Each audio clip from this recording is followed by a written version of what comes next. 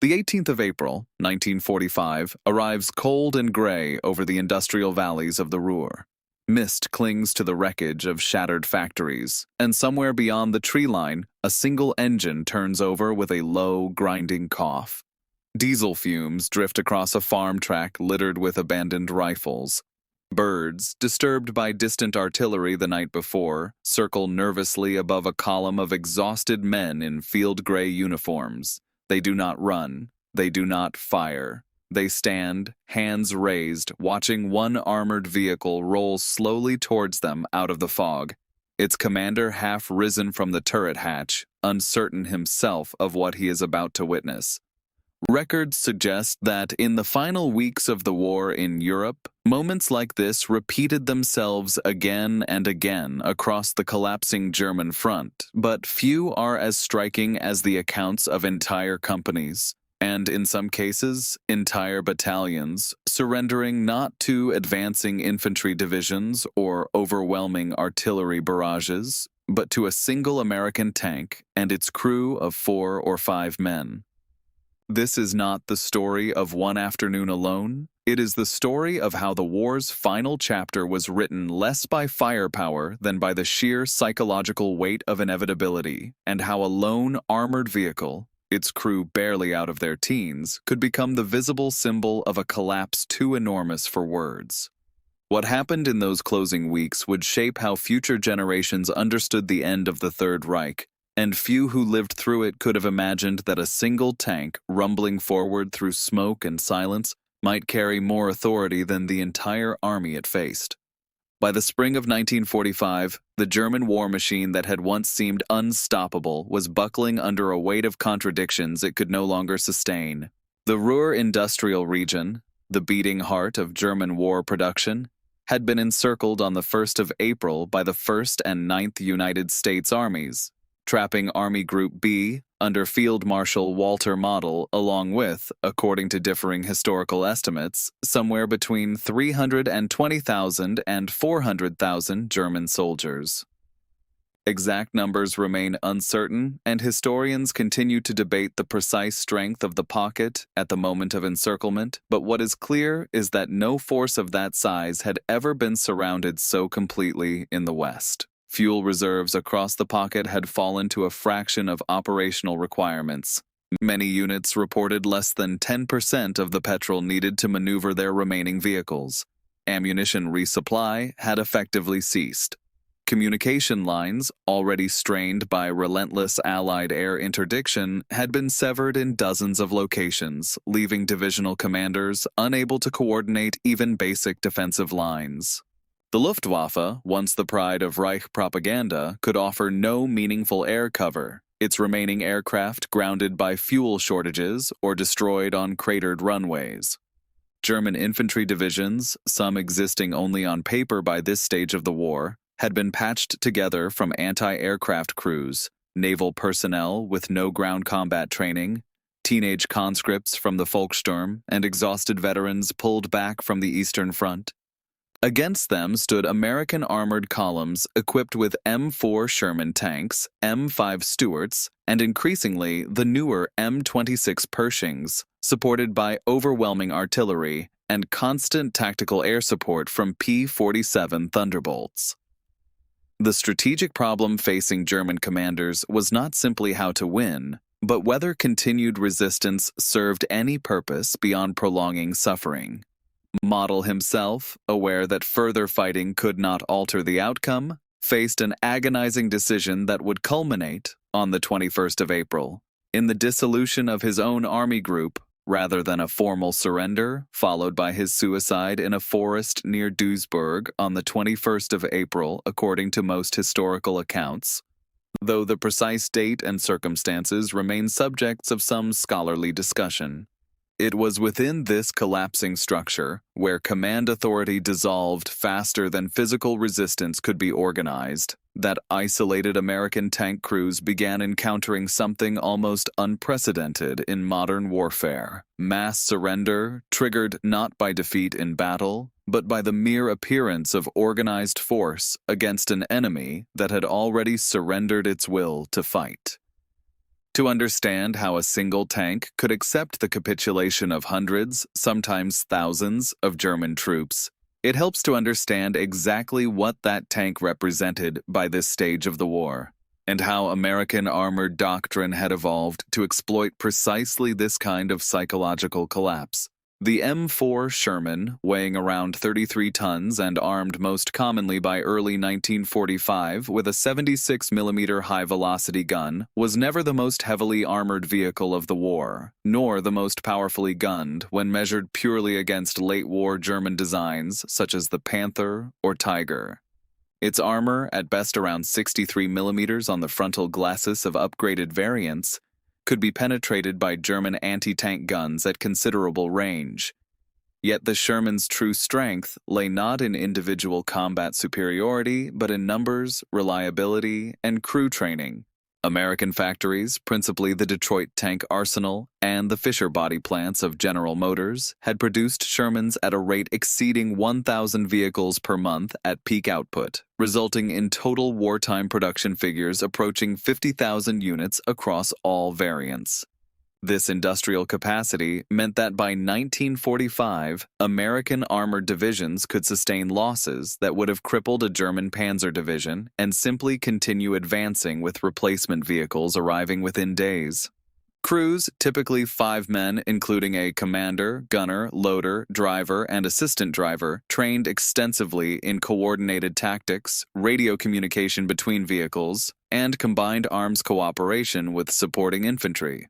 This meant that even a single tank, when it appeared before a demoralized enemy position, rarely arrived truly alone. Standard doctrine called for tanks to operate within immediate radio contact of infantry squads, artillery observers, and often other tanks positioned just out of sight along parallel routes, meaning that what looked to exhausted, encircled German soldiers like an isolated vehicle was frequently the visible tip of a much larger, coordinated force capable of calling in devastating supporting fire within minutes. German soldiers by this point in the war had learned, often through bitter experience, that resistance against American armor invited immediate and overwhelming retaliation, including artillery barrages, airstrikes, and the rapid arrival of reinforcing tanks. The psychological calculation facing a German unit encountering a single tank, therefore, was rarely about the tank itself, but about what its presence signified, the certainty that greater force lay just beyond the horizon, and that resistance would achieve nothing beyond further pointless casualties in a war that, by April 1945, everyone on the ground understood was already lost. Engineers and ordnance specialists back in the United States had spent years refining exactly this doctrine of reliability over raw power, understanding that a war of attrition against a nation with Germany's dwindling resources would ultimately be won by production capacity and operational endurance rather than individual technical superiority. Accounts from the Ruhr pocket describe scenes that would have seemed extraordinary earlier in the war, but had, by April 1945, become almost routine along certain sectors of the front. Tank crews from units such as the 3rd Armored Division, nicknamed Spearhead, and the 9th Armored Division, reported advancing along roads choked not with resistance, but with abandoned equipment, discarded weapons, and columns of German soldiers waiting, sometimes for hours, simply for someone in an American uniform to arrive and formally accept their surrender. In towns across the pocket, including Wuppertal, Hagen, and areas surrounding the industrial heartland, local commanders faced impossible choices between continued resistance that could only devastate their own cities further, or capitulation that at least preserved what remained of the civilian population and infrastructure.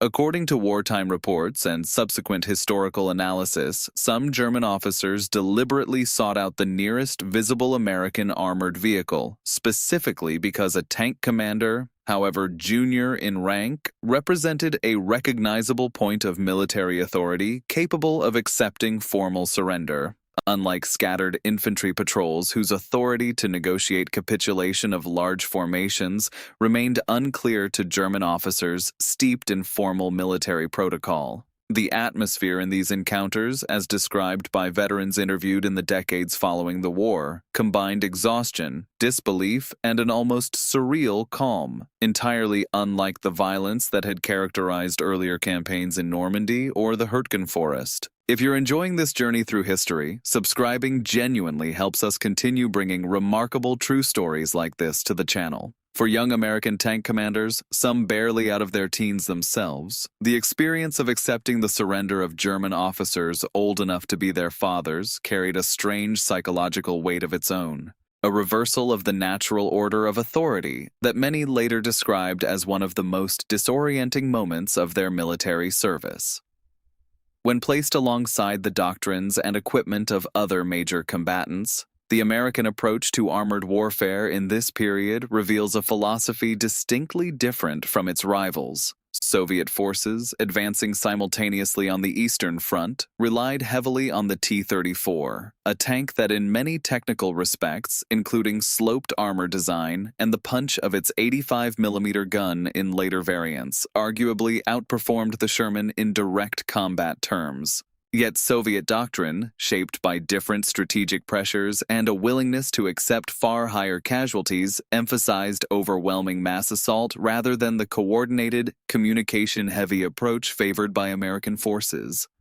German Panther and Tiger tanks, meanwhile, remained formidable in direct engagements, their long-barreled high-velocity guns capable of destroying a Sherman at ranges where the American tank's own gun struggled to penetrate frontal armor, yet German production numbers told a starkly different story, with total Panther production reaching only around 6,000 vehicles compared to the Sherman's tens of thousands, and increasingly severe fuel shortages by 1945, rendering even operational German tanks unable to maneuver effectively. British forces, operating Cromwell and Churchill tanks alongside American-supplied Shermans of their own, shared much of the American emphasis on combined arms coordination, reflecting shared Western Allied doctrine developed through years of joint planning. What ultimately distinguished the American experience in the Ruhr pocket was not superior individual tank design, which by most technical measures remained inferior to Germany's best vehicles, but the complete collapse of the logistical and command systems that alone could translate German technical superiority into battlefield effectiveness. A Tiger tank with no fuel and no coordinated command structure to direct it possessed no advantage whatsoever over a numerically superior force that could simply maneuver around it and accept the surrender of the infantry it was meant to support. The broader historical significance of these events extends considerably beyond the immediate battlefield outcomes of April 1945. The encirclement and dissolution of Army Group B represented, according to most historians, the single largest surrender of German forces to Western Allied troops during the entire war, with the psychological impact reverberating through remaining German formations across the collapsing Reich. Military historians studying the closing months of the European War have since pointed to the Ruhr pocket as a case study in how logistics, encirclement, and psychological collapse can achieve strategic objectives that direct combat alone cannot, a lesson that would influence military doctrine for decades afterward, particularly regarding the strategic value of encirclement operations and the psychological dimensions of siege warfare. Surviving examples of the M4 Sherman tanks that participated in these final campaigns can today be found preserved in museums across the United States and Europe, including the Patton Museum in Kentucky and various sites across the former battlefields of Western Germany, where they stand as physical reminders of vehicles that, whatever their technical limitations against German armor, ultimately proved decisive through reliability, numbers, and the disciplined doctrine of the crews who operated them.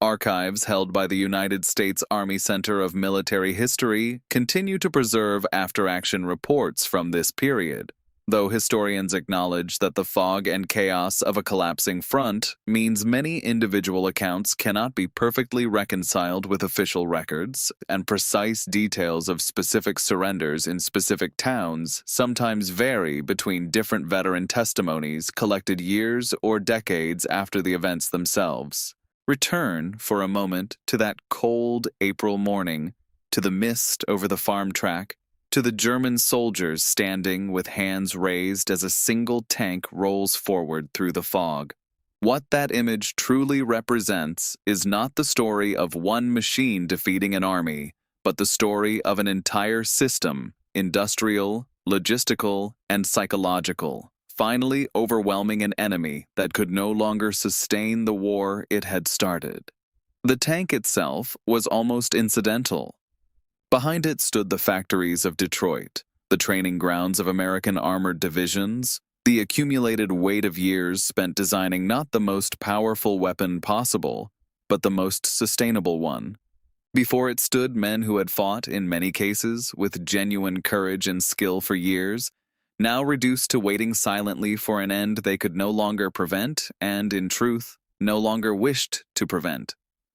The soldiers who surrendered that morning were not cowards, and the crew who accepted their surrender were not conquering heroes in the traditional sense. They were young men doing an extraordinary job with the tools and training their nation had given them, arriving at the end of a war that had already been decided by forces far larger than any single engagement.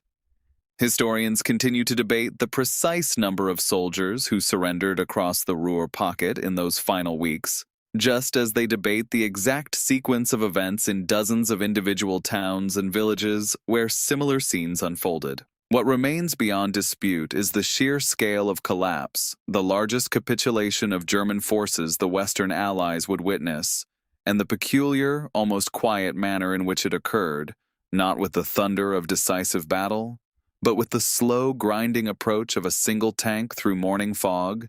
and the silent raising of hands by men who understood, perhaps before their commanders did, that the war belonging to their nation was finally, irrevocably over. In the end, it was not the gun or the armor that broke the will of the Ruhr pocket's defenders. It was the accumulated weight of years, production lines, encircled roads, severed communications, and exhausted hope, all of it distilled into the image of one machine emerging from the mist, carrying within its arrival the full and unanswerable truth that resistance had, at last, become meaningless.